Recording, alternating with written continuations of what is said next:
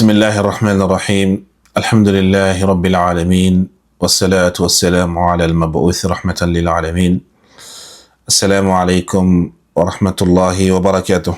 Les enfants, j'espère que vous allez bien. Ça fait quelques jours maintenant que j'ai pas fait de vidéo, malheureusement.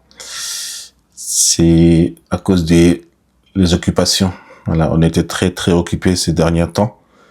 Et là, aujourd'hui, on est le 20e jour du mois de Ramadan. Alhamdulillah Rabbil Alamin. Et actuellement, je suis à Lyon pour assister à un mini-concours des enfants qui sont à Lyon. Je demande à Allah subhanahu wa ta'ala de nous aider, de nous protéger et de nous accorder la nuit du destin qu'on est en train de chercher dans les 10 dernières nuits. La dernière fois, on s'est arrêté là où Moussa alayhi salatu wassalam va quitter Madian pour aller en Égypte.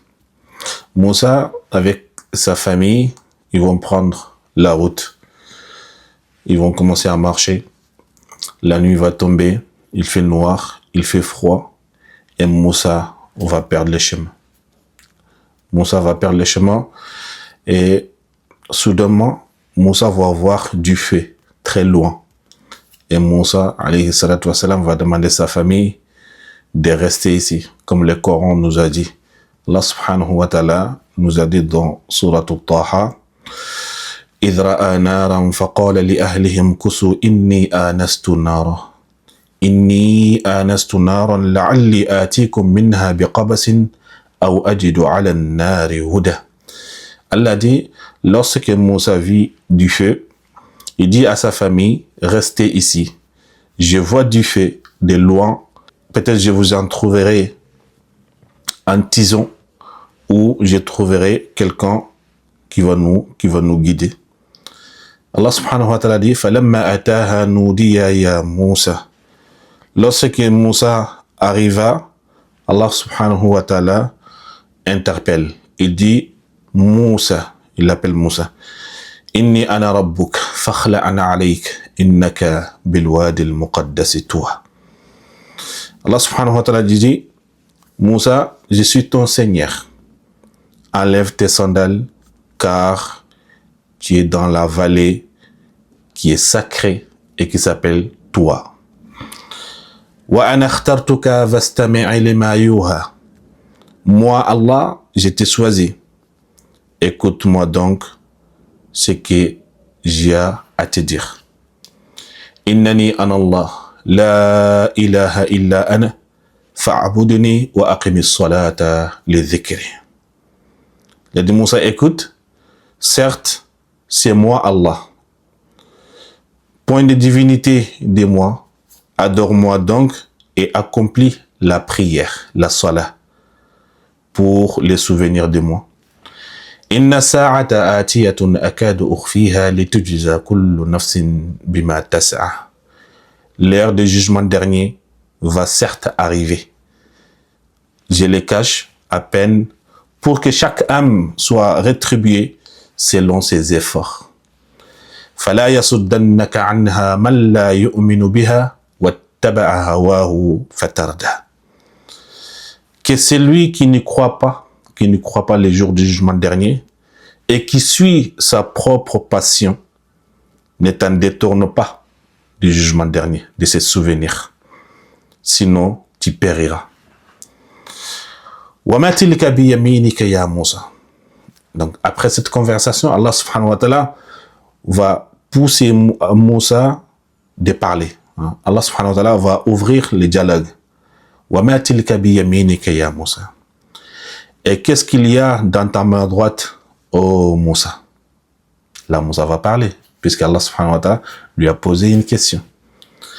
قَالَ هِيَ عَصَايَ أَتَوَكَّأُ عَلَيْهَا وَأَحُشُّ بِهَا عَلَى غَنَمِي وَلِيَ فِيهَا مَآرِبُ أُخْرَى. Moussa dit, c'est mon bâton sur lequel je m'appuie, qui me sert aussi à fouetter les arbres pour mes moutons. Et j'en ai d'autres usages. Allah subhanahu wa ta'ala lui dit, Alqiha ya Moussa. Moussa, jette-les. Jette ton bâton par terre. Fa'alqaha fa'iza hiya hayyatun tas'a. Moussa va jeter son bâton par terre et son bâton va se transformer en serpent qui rampait, qui bouge. Qala khuzha wa la takhaf sanu'iduha sirataha al-ula. Allah subhanahu wa ta'ala dit, Moussa, prends-les, prends ton bâton, prends les serpents par la queue. Ne crains pas, ne crains rien.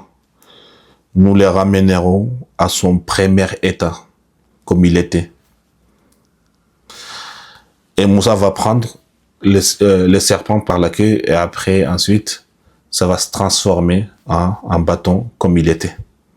Allah subhanahu wa ta'ala lui dit وَدْمُمْ يَدَكَ إِلَى جَنَاحِكَ تَخْرُجُ بَيْضَاءَ مِنْ غَيْرِ سُوءٍ آيَةً أُخْرى.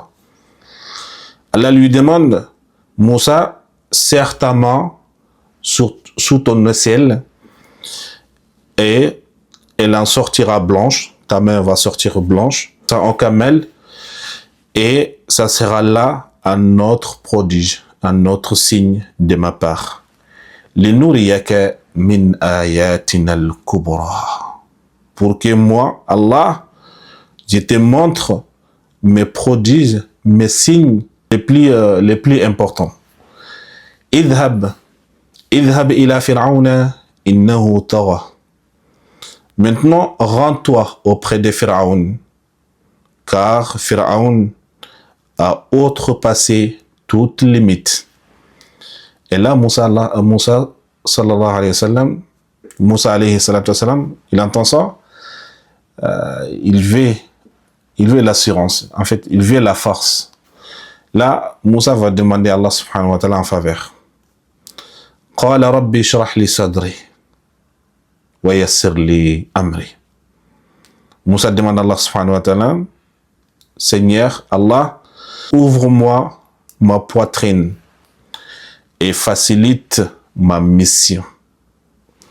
Wahlul uqdatan min lisani, et dénoue un nœud à ma langue, yafqahu qawli, pour qu'il comprenne mes paroles. On avait dit dans les vidéos précédentes que Moussa alayhi salatu wa salam, il bégaye quand il parle. Et là, il demande à Allah subhanahu wa ta'ala de dénouer le nœud qui est sur sa langue. Waj'al li waziran min ahli Haruna akhi. Et Moussa demande aussi, Allah, assigne-moi un assistant de ma famille. Et je veux que ça soit Haroun, mon frère. On va s'arrêter là un peu. Là, au premier temps, Allah subhanahu wa ta'ala va attirer Moussa vers la vallée, vers le feu. En vrai, le feu que Moussa alayhi salatu wa salam a vu, c'est le feu que Allah subhanahu wa ta'ala a allumé pour attirer Moussa vers cet endroit-là. Et quand Moussa est arrivé, Allah subhanahu wa ta'ala a commencé à lui parler. Ensuite, Moussa a écouté. Et Allah subhanahu wa ta'ala va ouvrir le dialogue entre lui et Moussa pour que Moussa puisse parler, pour qu'il se sente à l'aise. Et Moussa va parler. Allah lui pose une question, Moussa y répond. La première question Allah subhanahu wa ta'ala a posée, Allah a dit « Wa ma tilka bi yaminika ya Moussa » Qu'est-ce qui est dans ta main droite, oh Moussa? Moussa va répondre, c'est mon bâton. Il peut s'arrêter là, normalement. Mais Moussa, il est intelligent. C'est un prophète. Il va parler. Puisque si une personne t'ouvre le dialogue, souhaite te parler, il te pose une question, il faut aller jusqu'au bout. Moussa, il dit, c'est mon bâton. Il peut s'arrêter là. Mais il dit, c'est mon bâton. Que je m'appuie dessus, ça c'est un. Et deuxième, je sers à frapper les feuilles des arbres pour mes moutons. Et ensuite, j'ai d'autres usages sur les bâtons. Subhanallah. Donc, et Allah subhanahu wa ta'ala va continuer à parler. Donc, ici, c'est très très important. Là, malheureusement, dans notre société, malheureusement, surtout les côtés jeunes, beaucoup manquent de cette communication. Si on veut te parler, faut pas répondre brièvement. Si quelqu'un voulait te parler, il faut lui parler. Il faut passer du temps ensemble. Surtout les parents. Quand un parent te parle, il veut vraiment que tu parles toi aussi. Les parents, souvent, ils nous appellent. Voilà, on est là, au salon. Les parents, ils nous posent une question. Au lieu d'aller jusqu'au bout, on va répondre la question avec un seul mot. Ou bien même pas, juste un geste, comme ça. Ou bien comme ça. Non, il faut parler. C'est très, très important. La dialogue, c'est quelque chose qui est très, très important dans une relation familiale ou autre. Donc, quand un parent te pose une question, il faut répondre la question pour que la personne soit satisfaite de ta réponse. Il ne faut pas répondre brièvement avec un seul mot ou même pas avec une seule geste. Donc, c'est très, très important la communication. Et là, cette histoire nous enseigne comment communiquer, comment tenir la dialogue avec une personne, surtout avec une personne qui est importante, une personne de la famille, une personne de nos entourages, ou même un inconnu. Quand tu croises avec un inconnu, il te demande un renseignement, il faut lui assurer, il faut lui parler, il faut lui montrer la voie. Donc Allah subhanahu wa ta'ala a voulu que Moussa se sent à l'aise avec lui, donc lui pose des questions, etc., etc. Toi aussi, pareil. Quand un invité vient chez toi, d'accord, que tes parents sont absents ou autres, quand un invité vient pour tes parents ou pour toi, donc cet invité qui est venu pour tes parents, alors ils ont trouvé que tes parents sont absents, il faut tenir cet invité en long terme jusqu'à ce que tes parents arrivent. Tu leur proposes la place, tu leur proposes du thé, tu leur proposes autre chose, tu restes avec eux dans le salon, tu lui proposes, est-ce que j'allume la télé, est-ce que j'ai mis quelle scène, est-ce que, voilà, tu lui parles, tu lui proposes des choses, comme ça la personne va se sentir à l'aise, c'est toi, avant que l'arrivée de tes parents. Mais malheureusement, beaucoup d'entre nous, les enfants, quand un invité vient à la maison, c'est même pas des inconnus, subhanallah. Ça peut être nos tontons, nos cousins, nos tantes, etc. Il vient à la maison, il trouve pas que les parents sont là, tu ouvres la porte, tu claques la porte, toi tu vas aller dans ta chambre et la personne va rester au salon, combien de temps? 30 minutes, 1 heure, voire, en attendant que les parents arrivent. Alors cette altitude qui est là, c'est pas bon. Voilà, il faut rester avec l'invité, il faut l'accompagner, il faut parler avec lui, jusqu'à ce que tes parents arrivent. Même quand tes parents arrivent, va pas dans ta chambre. Va pas dans ta chambre, reste au salon, reste en famille, jusqu'à que, voilà, si la personne veut parler en secret avec les parents, etc., il te demande d'aller dans ta chambre, oui, il n'y a pas de souci. Mais restez dans le salon. Même s'il n'y a pas des invités, restez dans le salon, avec les parents, avec la famille. Tu fais quoi dans ta chambre? Tu as passé toute la journée dehors, tu étais à l'école, tu étais au travail, et tu viens, et le reste du temps encore, tu fais dans ta chambre, tu fermes la chambre, tu regardes quoi? Tu regardes la télé, le téléphone, etc. L'ordinateur, tu fais quoi? Rester en famille, c'est très très important, et c'est une relation qui doit être solide et dure. Et Allah subhanahu wa ta'ala va demander à Moussa alayhi salatu wa salam de jeter son bâton par terre, et Moussa va obéir, et Allah subhanahu wa ta'ala va lui montrer sa puissance, va lui donner des signes, et ces signes vont permettre Moussa d'avoir le courage d'aller affronter Pharaon. Et Moussa demande autre chose, l'assistance. Quelqu'un pour lui donner un coup de main. Et Moussa va pas faire le calcul de X plus Y. Il va pas aller chercher loin. Non. Moussa va chercher où?